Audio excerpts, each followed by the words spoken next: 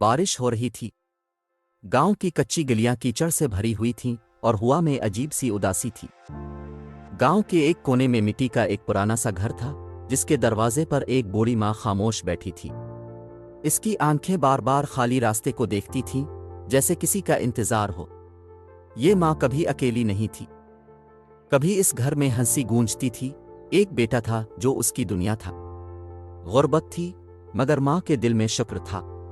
वो दूसरों के घरों में काम करती, बर्तन धोती, कपड़े धोती और शाम को इसी घर में वापस आकर अपने बेटे को सीने से लगा लेती। वक्त गुजरता गया। बेटा जवान हुआ और एक दिन इसने शहर जाने का फैसला कर लिया। कहता था, इमुआ है, बस कुछ दिन की बात है, मैं कमा कर लूट आऊंगा। अम्मा ने कुछ नहीं कहा, बस आंखों में आंसू लिए इसके सर पर हाथ रखा और दुआ दी। वो दिन माँ के लिए सबसे लंबा दिन था। बेटा घर से निकला, एक छोटा सा बैग कंधे पर था और माँ दरवाजे पर खड़ी उसे जाता देखती रही, यहाँ तक कि वो नजरों से ओझल हो गया। शुरू में फोन आते रहे। बेटा कहता, इमुआ है, मैं ठीक हूँ। माँ के दिल को थोड़ा सा सुकून मिल जाता। मगर आहिस्ता आहिस्ता फोन खामोश हो गए। दिन हफ्तों में बदले, हफ्ते महीनों में, मगर दरवाजा वैसे ही खाली रहा। माँ हर शाम दरवाजे पर बैठती, रास्ता देखती।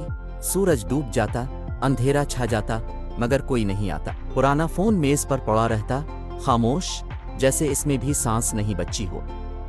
एक रात माँ ने चिराग जलाया और कागज कलम उठाया। वो खत लिखने लगी।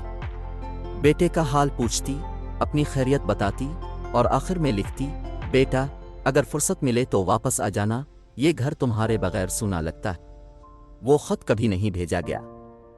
अगली रात फिर एक खत लिखा गया, फिर एक और। आहिस्ता आहिस्ता लकड़ी की एक छोटी सी अलमारी उन खतूत से भर गई जिन्हें कभी पढ़ा नहीं गया था। माँ कमजोर होती गई, काम कम हो गया, सांस भारी रहने लगी, मगर इंतजार खत्म नहीं हुआ। इसकी उम्मीद इसके साथ ही सांस लेती थी। एक दिन दरवाजे पर दस्तक हुई। माँ ने दरवाजा खोला तो एक अजनबी सामने खड़ा था। इसके हाथ में एक छोटा सा बैग था।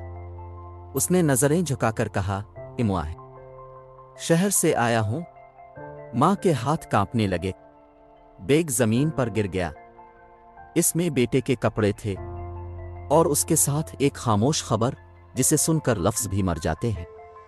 इस रात माँ ने आखिरी बार कलम उठाया, कांपते हाथों से एक आखिरी खत लिखा। आंसू कागज पर गिरते रहे। फिर चिराग बुझा दिया गया।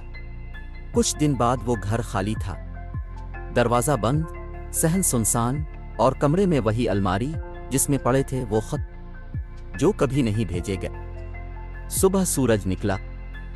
गांव की सड़क खामोश थी, जैसे सब कुछ खत्म हो चुका हो। मगर हुआ में एक सवाल अब भी तीर रहा था, अगर वो खत वक्त पर भेज दिया जाता तो क्या कहानी कुछ और होती।